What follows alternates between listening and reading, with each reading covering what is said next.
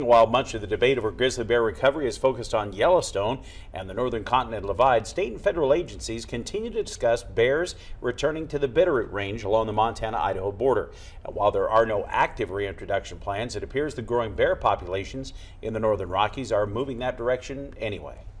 It's country just made for grizzlies. The Bitterroot Range extends for more than 400 miles along the Idaho-Montana border, encompassing the Rocky Peaks of the Bitterroot Mountains themselves and ending in the windswept high country of the Beaverheads and Centennial Ranges to the south. It's some of the emptiest territory in the Northern Rockies, but generally considered grizzly-free. However, that could be changing. There certainly have been some sightings or some evidence of grizzly bears in the Big Hole area, which is exciting because that means that they are definitely moving into that area.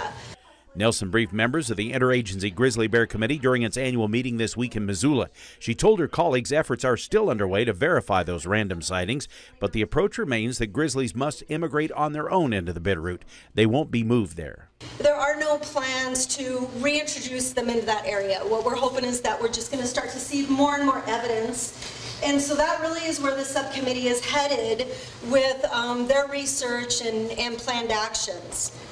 The focus is to use remote cameras, including some already placed to track fisher populations, to secure proof grizzlies are back in the Bitterroot and the Selway and Frank Church wilderness areas. We're looking at the sapphires and the Fish Creek units in particular that we're hoping to gain that. We've deployed 120 remote cameras in the North Fork of the Loxaw on the Claire Nez.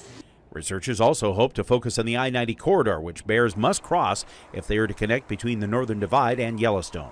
Again, those areas that we're looking at taking planned action on are the Lower Clark Fork and also the 9 Mile area, which are really pretty high probability of bears moving into those areas. And Nelson says regardless of how long it takes for grizzlies to come back to the Bitterroot, wildlife managers are anxious to start with education now, getting a jump on some of the human-bear conflicts we've seen elsewhere. When we're starting to see the population move in, we've got to start educating people on what this means, what this is all going to entail. National forest managers are also taking grizzly movement into account as they develop their latest forest travel plan.